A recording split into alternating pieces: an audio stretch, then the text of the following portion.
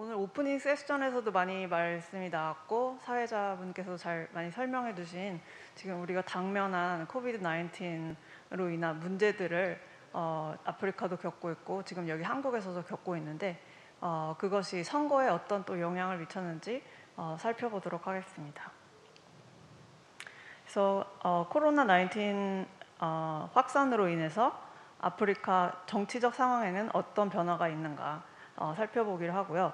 2020년 한 해 동안에만 해도 굉장히 많은 국가에서 선거를 계획하였습니다. 국가 수로 치면은 29개의 국가에서 선거를 계획하였고 그 중에 18개국은 대선이나 총선을 준비했었습니다. 그래서 먼저 슬라이드에서 보시는 것 같이 이 코비드 19에서 아프리카가 당면한 과제를 크게 4가지로 분류해 볼 수가 있을 것 같은데요. 첫 번째로는 공정한 선거와 그 시행과 함께 철저한 방역이 이루어질 수 있는가 그 문제인데요. 그러니까 장비와 운영비가 마련되고 또 투표와 개표 인력에 대한 교육이 이루어지면서 동시에 이제 공정한 선거가 치러질 수 있느냐 하는 문제고요. 두 번째는 선거일 연기는 헌법에 위배되고 민주적인 정치 행태의 결과를 초래할 수가 있는데 선거 연기로 정치인의 임기가 연장되면서 국민 합의 없이 장기 집권을 허용하는 계기가 될 수 있고 국회의원 선출이 계속 미뤄지게 되는 경우에는 그런 권력이 행정부에 집중될 수 있다는 그런 위험이 따를 수 있다는 것입니다. 그다음에 세 번째는 또 이제 코비드 19으로 인해서 해외 여행이 제한되다 보니까 아프리카 연합이나 다른 국제 기구 및 단체에서 선거 감독 지원이 약화될 수가 있습니다. 그다음 네 번째는 물질적인 그리고 시간적인 투표를 하는 데 있어서 그런 비용이 그런 유권자들에게 발생하기 때문에 사람들이 정말 투표장으로 갈 것인가 하는 투표율 하락이 좀 걱정이 되는 그런 문제가 있어서 이렇게 4가지 크게로 살펴볼 수 있을 것 같고요. 그리고 저 발표를 준비하면서 초점을 맞췄던 것은 이런 어려운 상황 가운데서 또 물자가 부족하고 인프라가 부족하고 방역 물자가 또 부족한 그런 국가들도 있을 텐데 이 국가에서 안전하고 자유로운 선거를 치를 수 있을지, 또 하나는 안전한 투표 환경 조건 없이 선거를 감행한다면 코로나19로 인해서 선거가 계속 지연된다면 민주주의 발전과 법 질서 확립에 의미하는 바는 무엇일지, 이렇게 2가지를 놓고 크게 살펴보도록 하겠습니다. 그래서 전반적인 오버뷰를 먼저 살펴보시면요. 아프리카 대륙에서 첫 코로나 확진자는 2020년 2월 14일 이집트에서 발생을 했고요. 그다음에 사하라 이남 아프리카 첫 확진자 사례는 2월 28일 나이지리아에서 발생을 했습니다. 그리고 2020년 2월부터 12월 사이에는 아프리카 아까 말씀드린 것 같이 29개국 이상에서 대총선을 비롯하여서 지방선거, 보궐선거 등의 여러 차례의 선거가 예정이 돼 있었습니다. 그다음에 10월 30일 기준으로 이미 10개국에서는 코로나에도 불구하고 작고 큰 규모의 선거가 예정대로 치러졌고, 그다음에 11회의 선거가 연기되었고, 그다음에 나머지는 11월 이후로 예정이 되어 있었습니다. 그래서 2월부터 3월, 4월에 선거를 치렀던 국가는 토고, 기니, 말리가 있고 그 후에도 이제 계속해서 선거가 치러지게 됩니다. 그래서 이 그래프를 보시면요, 2000년대부터 현재까지 치러진 대선 및 총선의 1, 2위 후보자의 득표수 또는 이제 총선에서의 여당 제일 많은 표를 차지한 정당과 그 다음에 제일 야당의 의석 비율 차이를 나타냈습니다. 그러니까 2020년의 선거를 기준으로 해서 2020년에 대선을 치렀으면 그 대선을 기준으로 2000년대부터의 그 의석 차이, 득표율 차이를 보여줬고, 그 다음에 만약에 총선을 2020년에 했으면 2020년 전에 총선 결과가 어땠었는지 그래프로 한번 나타내 봤습니다. 그래서 이제 2020년 포스트 코로나 시대의 선거가 어떤 다른 반응을 보였는지, 어떤 다른 결과를 보였는지 보여주는 그래프라고 할 수가 있겠습니다. 그래서 2월에 치러진 선거인 카메룬과 토고는 지금 제외한 상황이고요. 여기서 2월 이후의 선거를 살펴보면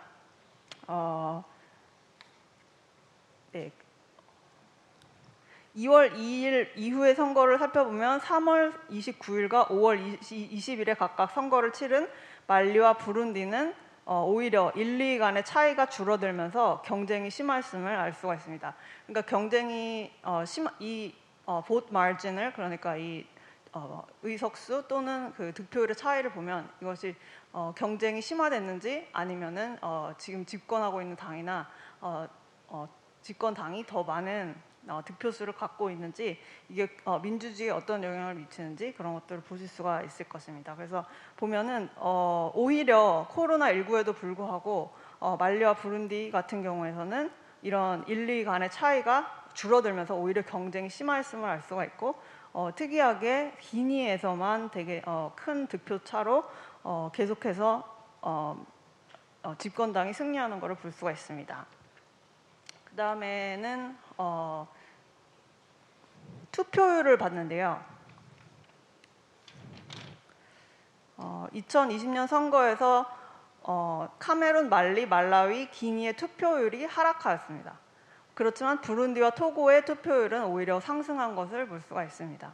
그래서 하락한 투표율이 이전 선거와 큰 차이를 보이는 것은 아님을 또 알 수가 있습니다. 조금 하락하긴 했으나 그것이 2020년 전 선거와 그렇게 큰 차이를 보이는 것은 아니지만 코로나19로 인해서 투표 참여율이 저조했을 가능성은 여전히 남아있는 것으로 보입니다. 그래서 제가 이렇게 케이스 스터디를, 사례 조사를 여러 국가를 해봤는데요. 그래서 코로나19 이전과 이후의 모습이 어떻게 달라졌을지 살펴보기로 할 텐데요. 이 국가들을 크게 세 부류로 나눴습니다. 첫 번째는 이미 선거를 치른 국가들, 카메룬, 말리, 말라위 같이 선거를 이미 치른 국가들에서 어떤 변화가 있었는지, 그리고 두 번째는 코로나로 인해서 선거를 연기한 국가들에서 어떤 지금 정세가 어떻게 돌아가고 있는지, 그리고 세 번째는 제가 이것을 준비한 시점이 10월 말이기 때문에 11월, 12월에 선거를 예정하고 있는 국가에서 그 캠페인은 어떻게 이루어지고 있는지를 준비했는데 좀 업데이트된 내용까지 얘기하도록 하겠습니다. 그래서 여기서 주목해 보셔야 될 것은 이 정치 체제가 어떤 체제냐에 따라서 이것이 어소리테리안 레짐인지 아니면 민주주의인지에 따라서 다르게 나타날 수 있다는 그런 가설을 가지고 한번 살펴보도록 하겠습니다. 그래서 먼저 카메룬인데요. 카메룬은 2월 9일에 첫 선거를 치렀습니다. 그래서 폴리티 지수에 따르면 제도화되지 않은 권위주의 체제라고 할 수가 있는데요. 카메룬 북부에서는 이전부터 2014년부터 이슬람 극단주의 단체 보코하람과 카메룬 정부의 격전이 이어지고 있었고, 2017년 10월에는 불어권 지역을 대표하는 카메룬 정부의 차별적 정책에 대항해서 영어권인 남서부와 북서부 지역의 분리주의자들이 무장 투쟁을 일으킨 적이 있다는 걸 여러분도 아실 것입니다. 그런데 이제 코로나19 확산 이후에는 코로나 확산 방지를 위한다는 그런 뜻으로 외국인의 출입을 제한하면서 외부로부터 정보 유입을 막고 있습니다. 그 다음에 그래서 이제 2월 9일날 선거가 치러졌고요. 여기서 치러진 선거는 지방 선거였는데 투표율은 낮았지만 폴 비아가 이끄는 이제 여당이 압승을 거뒀고, 일부 이제 영어권 13개 지역에서는 선거가 취소 연기되었습니다. 그래서 3월 22일에 코로나 바이러스 위험에도 불구하고 다시 선거가 시행이 됐는데요. 재선거를 치러하는 유권자는 약 30만 명 정도였습니다. 그런데 대부분 이런 코로나 바이러스의 감염 위험과 분리주의 반군의 보복 위험 때문에 투표장에 나가지 않았고, 많은 사람들이 투표장에 나갈 수 없었고, 그래서 결과는 결국 그 폴 비아가 이끄는 국민민주운동이 총 180개 국회의석 중에서 152석을 차지하게 되는 뻔한 결과가 나오게 되었습니다. 그다음 두 번째는 말리인데요. 말리는 3월 29일 첫째 1차 선거를 치르고 4월 19일에 2차 선거를 치르게 되었습니다. 이 선거는 원래 사실 2018년부터 계속해서 예정되어 있었으나 연기된 끝에 코로나임에도 불구하고 3월 29일에 치러지게 되었습니다. 4월 19일 2차 결선 투표 직전 누적 확진자 수는 171명이고 사망자 수는 13명이었었는데 2차 투표를 치르고 난 후에 네, 그 숫자가 늘어나게 됐습니다. 네. 그래서 죄송합니다. 직전 확진자는 171명이었고 그 후에 좀 더 늘어난 것으로 볼 수가 있습니다. 근데 이 선거는 그렇게 늦춰서 진행을 했음에도 불구하고 아직 선거가 잘 코비드에 대해서 대응하는 준비가 잘 되어 있지 않았고 그 후에도 여기 보면 알 수 있듯이 2차 선거 후에 200명 확진자가 더 증가하는 것을 볼 수 있었습니다. 그런데도 불구하고 이 총선에서 집권당의 부정행위가 이제 밝혀져서 이 선거를 또 무효화해야 된다는 소송이 제기되었었습니다. 그래서 사람들 간에 이제 시위가 벌어지고 무력 폭력 시위로 번지게 되고 이것이 쿠데타로 이어져서 8월 18일에 군사 쿠데타가 일어나고 이로 인해서 케이타 대통령이 8월 19일에 사임을 발표하게 되었습니다. 그다음 말라위는 계속 1994년 다당제를 도입한 이후에 지속해서 자유로운 선거와 균등한 참여의 기회를 보장하고 있는 아프리카의 대표적인 민주주의 국가라고 할 수가 있을 텐데요. 실제로 1919년 5월 21일에 대선이 치러졌습니다. 그래서 재선에 도전했던 피터 무타리카 대통령이 3%의 근소한 차이로 승리했다는 발표가 있었으나 헌법재판소는 선거 부정을 이유로 그 2019년 대선을 무효화하고 2020년에 다시 6월 23일에 코로나19 속에서 대통령 선거 재투표가 진행되었는데요. 여기서 극적으로 이제 야당 후보인 라자라스 차케라가 당선이 되게 됩니다. 그래서 선거 후에 누적 감염자 수는 그런데 이제 선거를 치르고 나서 803명에서 1,500명으로 늘어나게 되고 사망자 수도 5명이 추가되게 됩니다. 그래서 사실 7월 12일까지 계속 이런 확진자 수가 늘어나서 7월 12일에는 일일 신규 확진자 수 192명으로 최고를 기록하면서 8월 말까지 50명 이상을 기록하는 날이 많았지만 8월 초부터 신규 확진자가 30명 이하를 유지하고 있습니다. 그래서 잠깐 일시적으로 선거 후에 확진자 수가 늘어났지만 지금은 다시 안정화된 상태라고 볼 수 있습니다. 그래서 코로나 속에서 치러진 이 말라위의 2020년 대통령 선거 재투표는 헌법상 독립기관인 선거관리위원회를 위시하여 정부의 잘못을 바로잡고자 하는 국민의 의지의 표현이라고 할 수가 있겠습니다. 네, 그다음 차드인데요. 차드는 이제 권위주의 정권으로 우리가 분류할 수 있을 것 같고요. 총선과 지방선거를 2월 중에 예정을 했었으나 지금 선거를 연기하게 되었습니다. 사실은 2015년에 치러질 선거였었는데 계속해서 취소되고 연기되어서 2020년 2월에 치르기로 되어 있었다가 다시 한번 취소가 돼서 지금 잠정 2021년으로 연기된 상태입니다. 그러나 사실상 이제 이 차드 정부가 코로나를 이유로 선거를 연기한 것이지만 2월에 코로나 바이러스 확진 판정을 받은 사람이 차드에 없었습니다. 그래서 첫 확진자는 3월 19일에 사실 발생을 했습니다.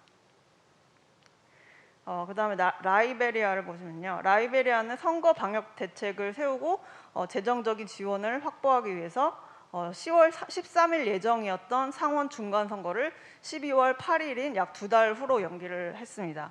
라이베리아는 여러분도 아시겠지만 에볼라를 겪었었고 에볼라 유행 당시에도 상원 중간 선거가 있어서 한번 연기를 했던 경험이 있었던 국가입니다. 그래서 오랜 내전과 감염병 대유행을 겪고 이제 세계에서 가난한 국가 중에 하나라고 볼 수가 있을 텐데요. 그리고 또 특이할 만한 점은 2017년 선거에서 축구 스타 조지 웨아가 당선되었었고요. 그리고 지금까지도 웨아가 정권을 잡고 있습니다. 그래서 웨아가 대통령이 된 이후에 상원 의원 선거는 한 번도 이루어지지가 않았고 그 전에 대통령이었던 노벨 평화상을 받은 여성 대통령 엘렌 존슨 설리프가 이끄는 UP 연합당이 지금 하원에서는 다수당인 상태입니다. 그래서 CDC로서는 하루빨리 선거를 치러서 상원에서 다수 의석을 차지하려고 할 텐데 코로나가 있는 상황이어서 네, 그 코로나 방역을 위해서 연기한 것으로 볼 수가 있을 것 같습니다. 그 다음에 에티오피아의 사례를 보면 네, 에티오피아는 잘 아시다시피 아비 총리가 노벨 평화상을 받고 그리고 또 30년 가까이 의회를 독점해온 인민혁명 민주전선을 해산시켰습니다. 그래서 인민혁명 민주전선이 해체된 후에 지금 사실 치러야 하는 선거가 총선거가 처음 있는 선거인데 2020년 8월 29일에 예정되어 있었으나 2021년으로 연기하였습니다. 그래서 3월 31일 선거 일정을 취소할 당시에 코로나19 누적 확진자 수는 29명이었습니다. 인구 1억만 명인 에티오피아를 볼 때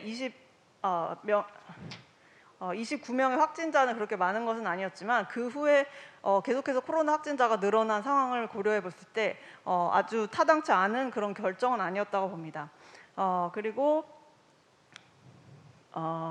네, 아비 총리는 이제 종족 정당을 이제 에티오피아는 종족 연방제로 되어 있는데 종족 정당을 해산시키고 범 에티오피아적 번영당을 창설하려고 하였습니다. 그렇지만 그런 좋은 의도에도 불구하고 민족주의자들의 반발을 불러오고 있기 때문에 지금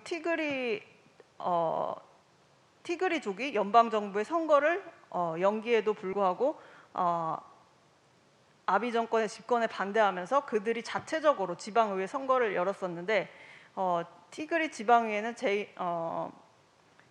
재임 기간을 연장한 아비 정권을 지금 인정하지 않고 또 아비 정부는 티그리 정부가 위헌이라고 지금 주장하면서 무력 시위 사태도 벌어지고 있습니다. 네, 제가 너무 사례가 여러 가지가 있어가지고 다 소개하지는 못할 것 같습니다. 그 다음에 이제 가나 선거에서 또 재미있는 점은 이게 아까 사회자님도 소개해 주신 것 같이 이게 가나가 민주주의의 대표적인 국가다 보니까 지금 집권당인 아쿠포아도 대통령이 이런 선거를 인식해서 방역 대책을 처음부터 마련한 것으로 보입니다. 그래서 코로나 방역에 정말 큰 성공을 이룬다면 뉴질랜드나 대만이나 한국과 같이 집권당 후보가 선거에서 승리를 거둘 가능성이 크다는 것을 알고 그런 방역에 준비하는 선거를 치렀던 것으로 보입니다. 네, 그러면 시간 관계상 제가 결론으로 넘어가겠습니다. 네, 그래서 코트디부아르랑 탄자니아를 준비했었는데요. 네, 그래서 결론적으로 이렇게 여러 가지 사례를 살펴봤을 때 여기서 찾아볼 수 있었던 것은 코로나19를 통해서 어떤 민주주의가 권위주의가 되고 권위주의가 민주주의가 되는 그런 어떤 변동이 있었다기보다는 권위주의 체제는 권위주의의 모습을 더 드러내고 민주주의는 민주주의를 더 강화하는 그런 그것을 드러내는 역할을 코로나19가 했다고 볼 수가 있겠습니다.